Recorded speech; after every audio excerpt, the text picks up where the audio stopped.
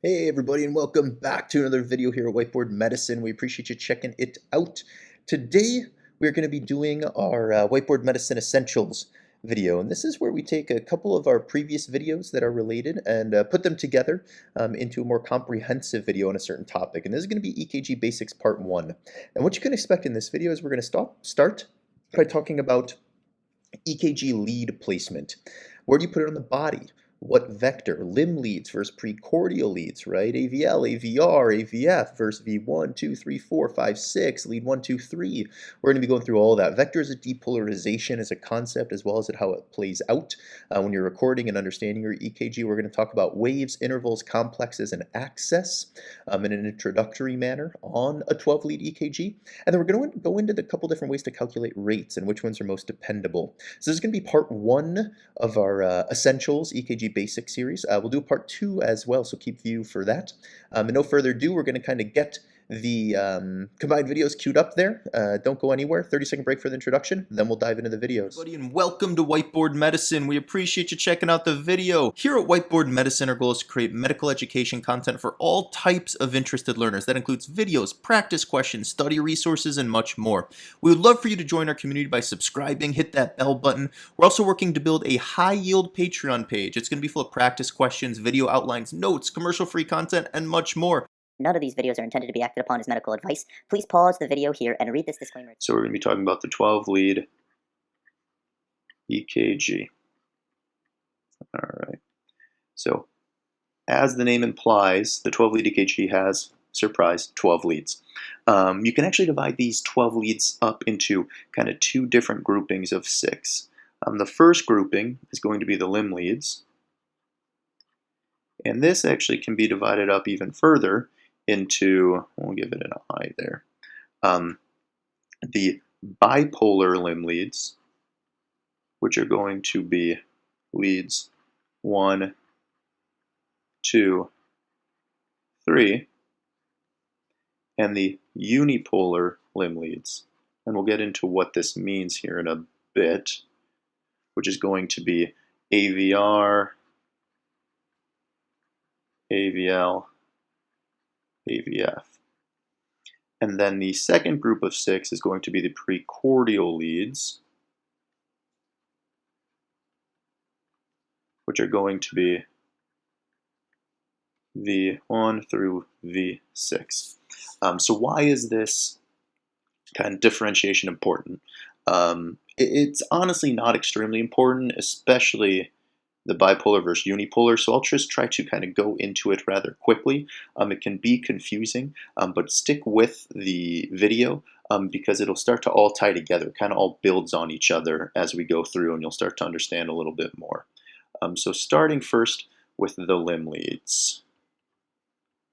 So as we said, there were the bipolar limb leads and unipolar limb leads.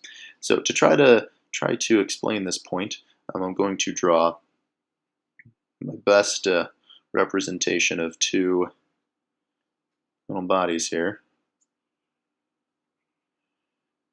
Could have been worse, could have been better. Same one here. Okay. I know I wasted everybody's time attempting that. So we are going to have right arm, left arm, right arm, left arm, left leg, left leg. Okay, so starting first on this gentleman, we will do the bipolar leads 1, 2, and 3. So an EKG, right, it picks up the electrical activity, and to pick that up appropriately, we need both a positive and a negative electrode, for lack of a better word, to pick up the electrical activity on the EKG. The bipolar leads essentially mean that there is a positive and a negative side that is depolarizing. So to kind of understand this, we will make a triangle on the body here, from right arm to left arm and down to left leg. That'll be in blue. Our depolarization for the bipolar leads, there is a firm area that's going to be a negative and a positive. So for lead 1, negative right arm, going to positive left arm, and this is lead 1. So what that essentially means is any depolarization that's going in this direction will be a upstroke on the EKG. Lead 2, I will do it in a different color here. Let's do red for lead 2.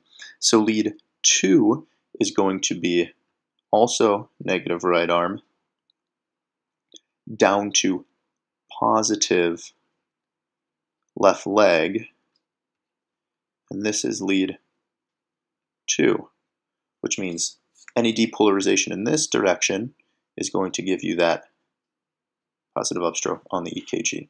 And lastly, I guess we'll make it blue even though our triangle's blue, lead 3 is actually going to be a negative left arm down to a positive left leg, and that's lead 3. And again, bear with me. I will, essentially what I'm going to do is I'm going to build on each thing. So we'll add the bipolar leads to the unipolar leads and then eventually to the precordial leads all on one picture, which is probably going to be the most helpful. So for the bipolar leads, they're bipolar because they go from a negative down to a positive, and you can think of it right arm to left arm 1, right arm to left leg 2, and then left arm to left leg 3. Okay, so then same thing for the unipolar leads. So the unipolar leads, right, they are AVR, AVL, AVF. They're called unipolar leads because they don't have, unlike the bipolar leads, they don't have like a firm preset positive and negative electrode spot. They use the middle area, and this will make more sense, of the other two leads as the negative and positive. I know that sounds confusing, but bear with me here and I'll show you what I mean.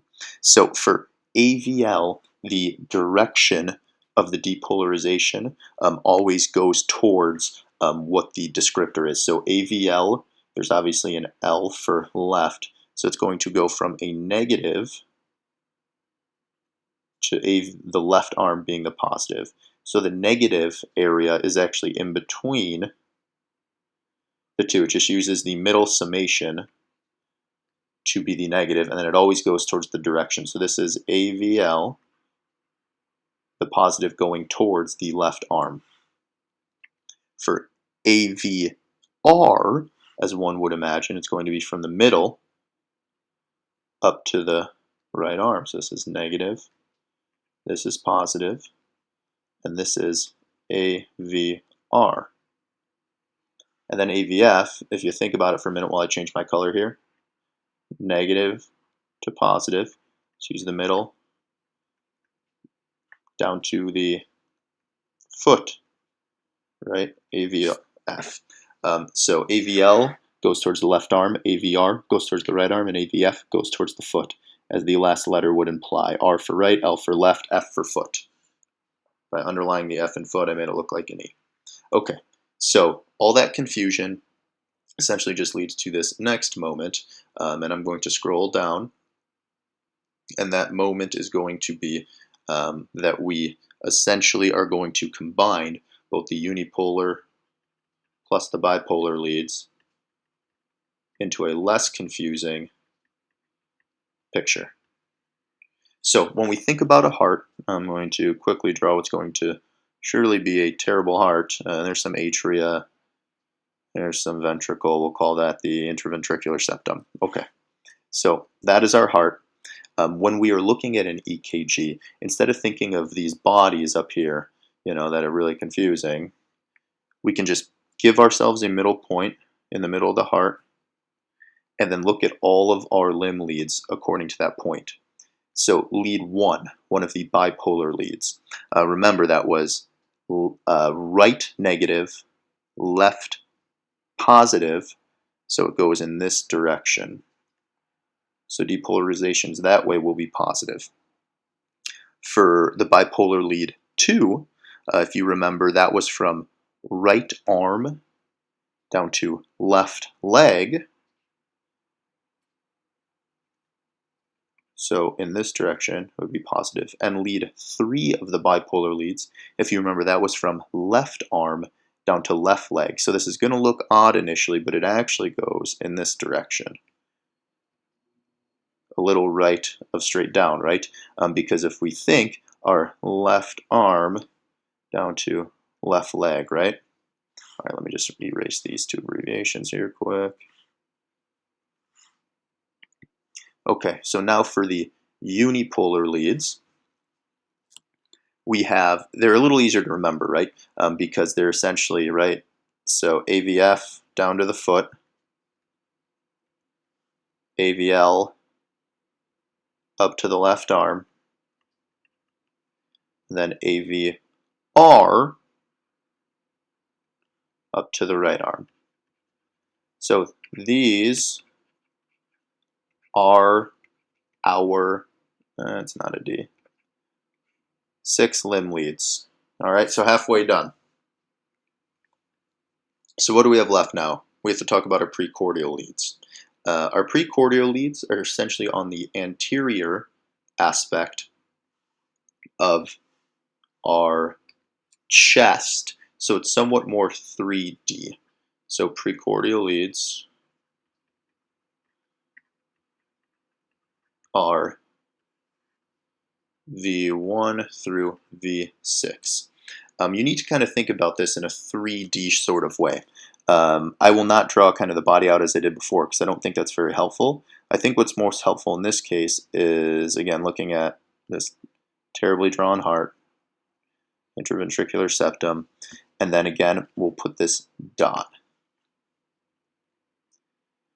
And this dot will give us a little bit of spectrum because we are going to make this right here is going to be a 3D ring.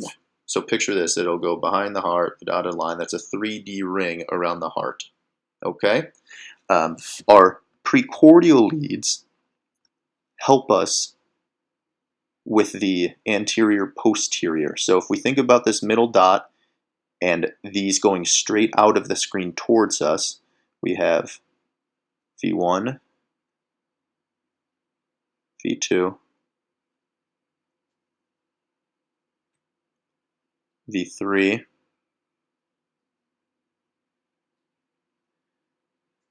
V4, V5,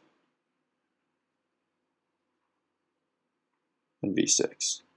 There are exact angles between all these, but for the sake of this discussion, I don't think those angles are necessarily very important because we just need to know roughly where these are covering. So remember, these are coming out of the screen towards us. They're in the 3D plane. They're not going up and down like the limb leads. The limb leads all go north-south, while the precordial leads come out of the screen towards us. All right, so these are the precordial leads. Now I want to put all the leads together, the limb leads plus the precordial leads. So we're going to scroll down and we'll talk. This is going to be the image for our total 12 lead EKG. And for the sake of understanding, let's color code. What did I use up here? Let me see. So let's see. The unipolar leads were blue, bipolar leads black, and precordial leads green. So the bipolar leads were black. So I will say, remember, so these are going to be black on our drawing. The unipolar leads were blue. And remember, that's AVR, AVL, AVF. And then the precordial leads were green. And that is going to be V1 through V6. Okay, so let's do it. Let's put it all together. I intended to leave those in the screen for color coding, but I think I need a little more space. So we're actually going to scroll down and use all this space. Bipolar black. Let's just remember that. 2 and 3. Okay, so let's draw our heart again. I'm going to draw it a little bit smaller this time.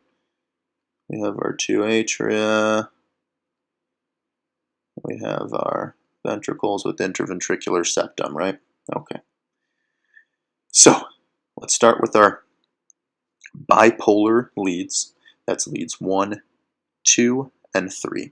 So our bipolar leads are going to go here. Guess what lead this is, right? So this is going to be left arm to left leg, which is going to be lead 3. Then we have this one here.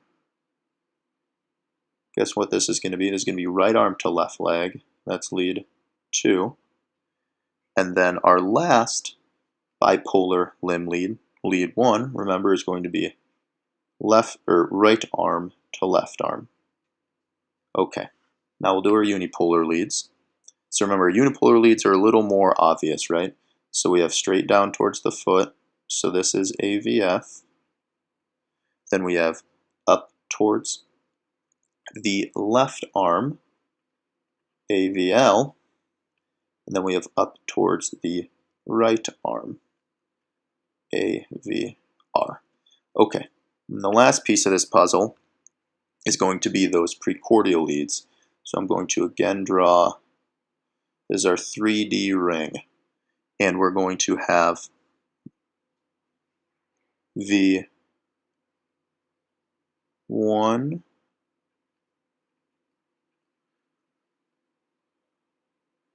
and remember, these are going towards us, right? This isn't going down like lead 3 is. This is going towards us in the anterior-posterior plane. V2, V3,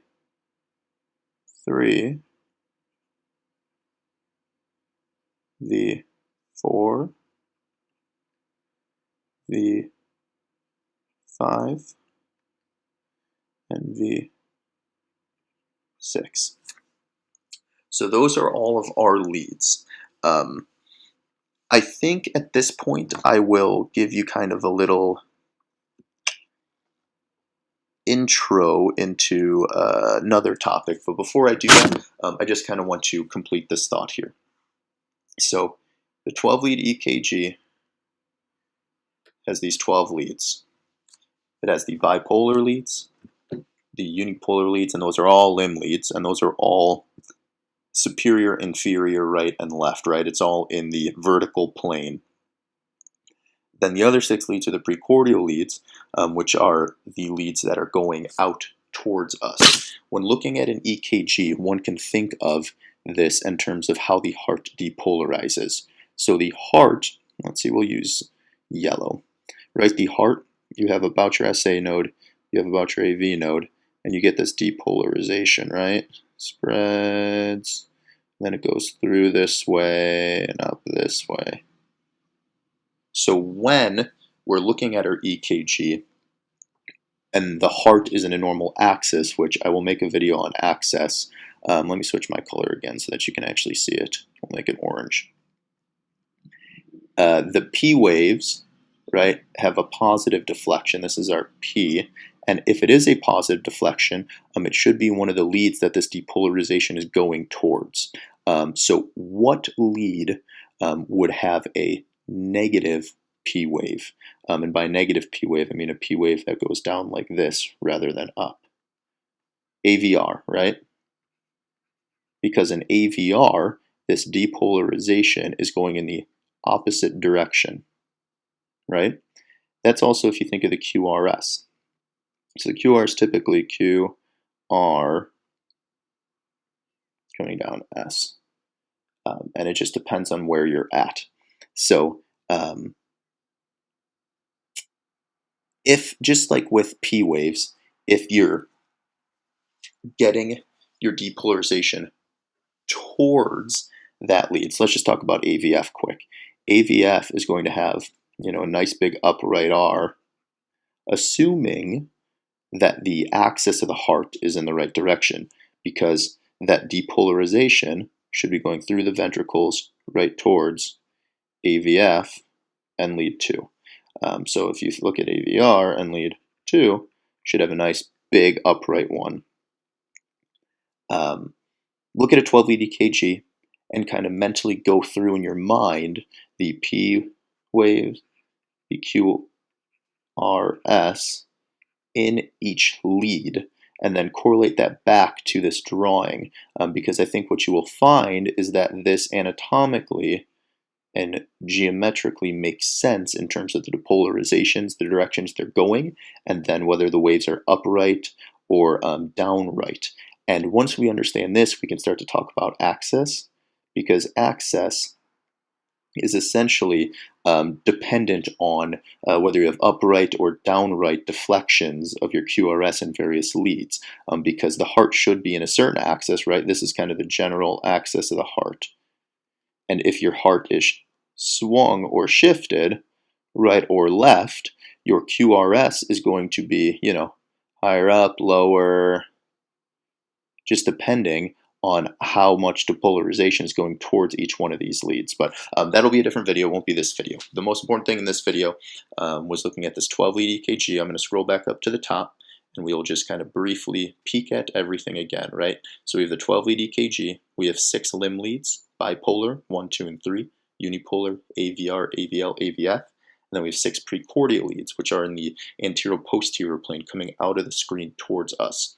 As for the limb leads, the bipolar leads 1, 2, and 3 are based off a negative to positive. So right arm to left arm for 1, right arm to left leg for 2, and left arm to left leg for 3.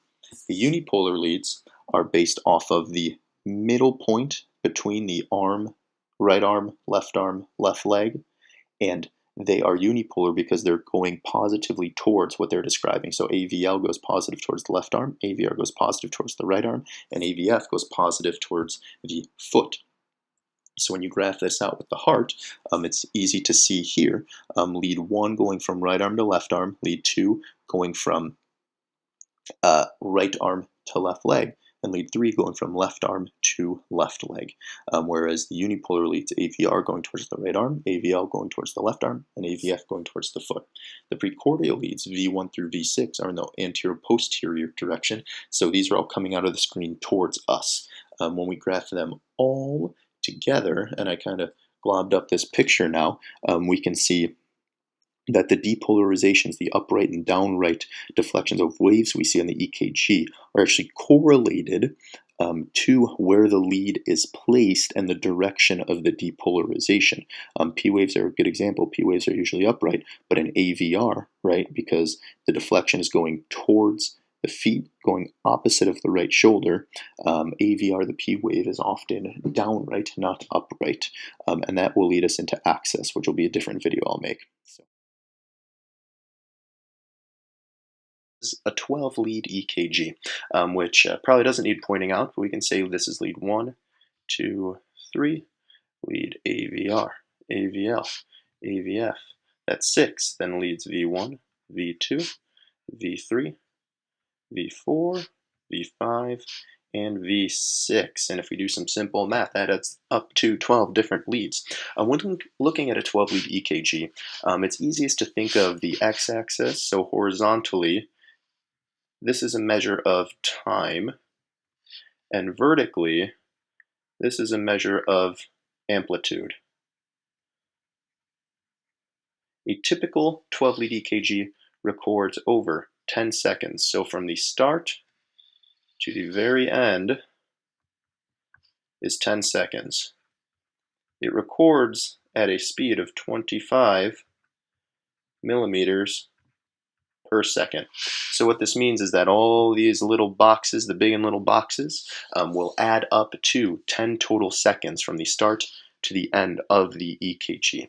So if we do some simple math, which I will skip writing it out for you, every big box, which I'll trace out, so this is one big box made up of 5 little boxes. Every big box is 0.2 seconds. And every little box, so if we look here, this would be the big box. Then there's 5 little lines that make up each little box. Every little box is 0.04 seconds. And this will allow us to interpret the heart's electrical activity over the x-axis, which is time. Now, vertically, we talked about amplitude. What amplitude is, the simplest way to think about it, is that it's a measure of the power of the electrical signal that is reaching each of the leads on the chest. So each big box, amplitude vertically, is going to be 5 millimeters, which means each small box, 5 divided by 5, equals 1. This will be used to interpret different pathologies of the heart because it will change the amount of electrical activity meeting the leads on the chest. Keep in mind that both the x-axis time and the y-axis amplitude actually can be changed when doing an EKG. So just make sure that the standard measurements are being used before interpreting the EKG, as it could throw off your interpretation if someone has changed the amplitude or the time that the EKG is recording over. All right, now for some definitions. When looking at EKG, we see a big group of squiggles. Knowing some fundamental definitions will help us interpret these squiggles. So the first definition is going to be wave. So what is a wave? A wave is any negative or positive deflection from the baseline of the EKG. So this is the baseline. Horizontally, we interpret an EKG based on if there's a wave that is a positive deflection or a wave that's a negative deflection. The most common waves that we talk about on every EKG are this one here. This is the P wave. Then we have a Q wave that is very hard to see, an R wave, this positive deflection, an S wave, which is this little tiny negative deflection here, and a T wave, which is here. So this positive deflection is P, Q's down here, R is this big positive deflection, S is this little negative deflection here, and then T is this positive deflection. So these are all waves.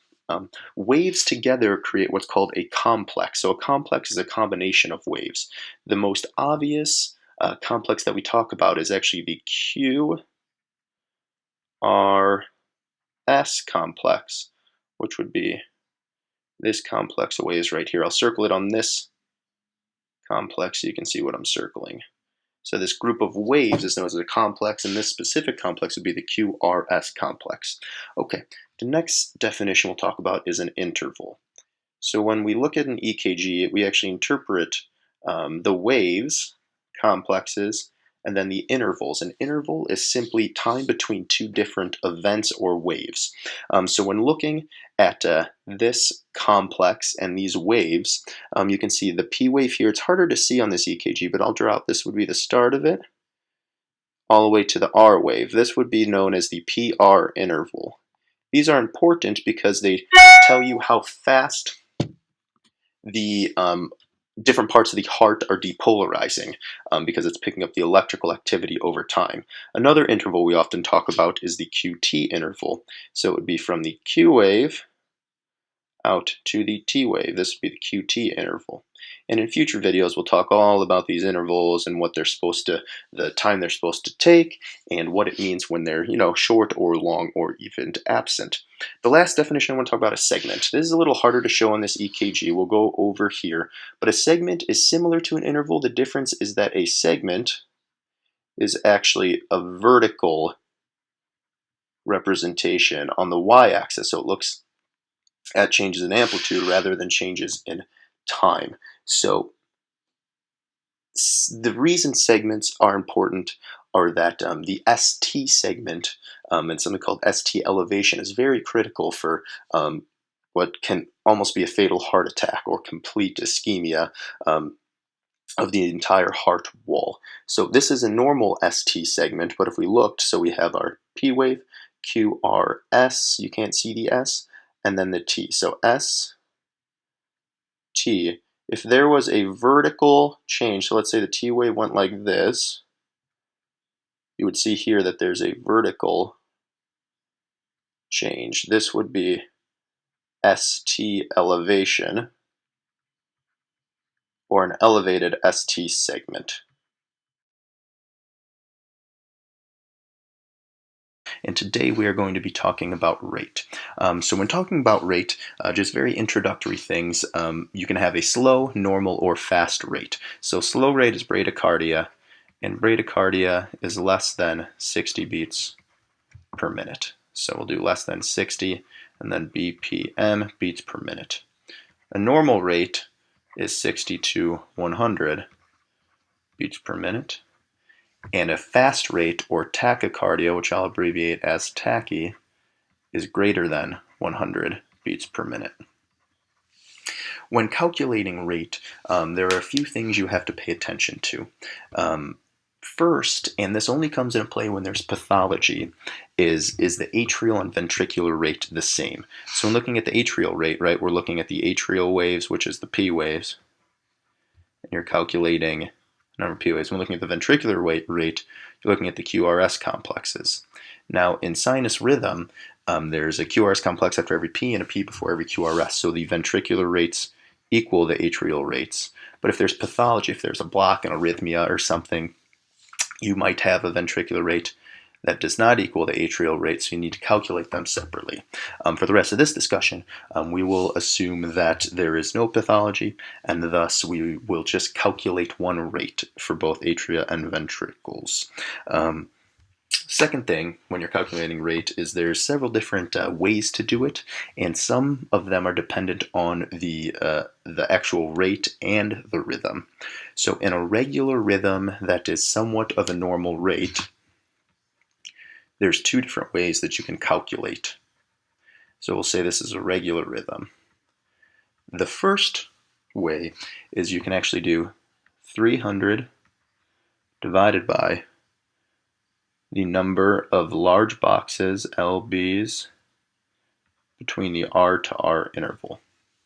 So we have R and we have R, and the space between them is the interval. So what we're going to count is the number of large boxes between this interval, and we'll take 300 divided by that. So we have 1, 2, 3, 4,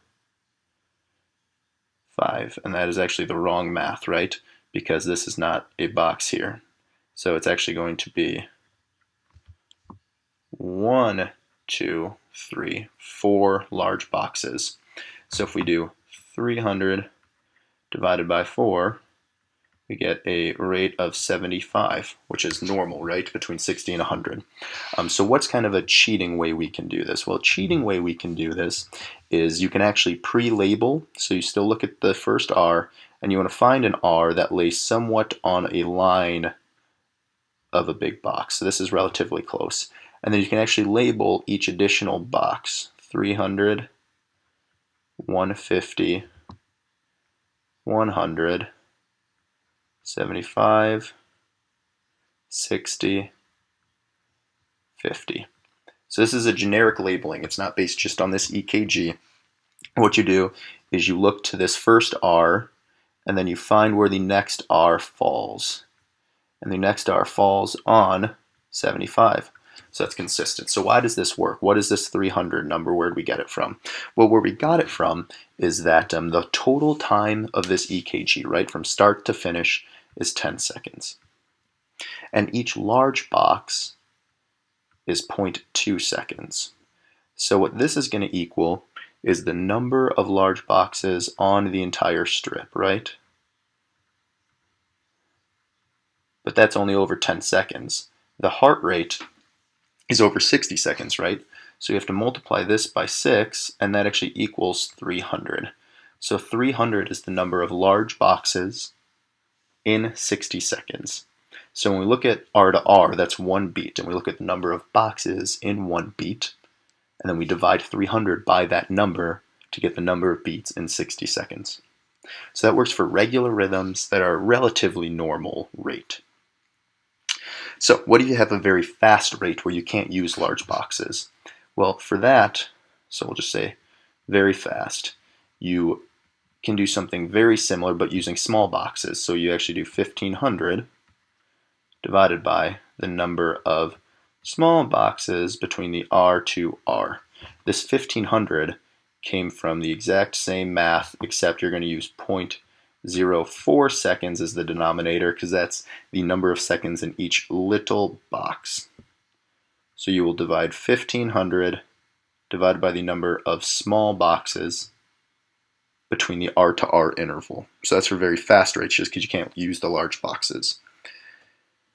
Kind of a more fail-safe thing to do, especially if you have very slow rates or irregular rates, is just to go back, and we already said this, but remember, from the start to the finish of this EKG is 10 seconds.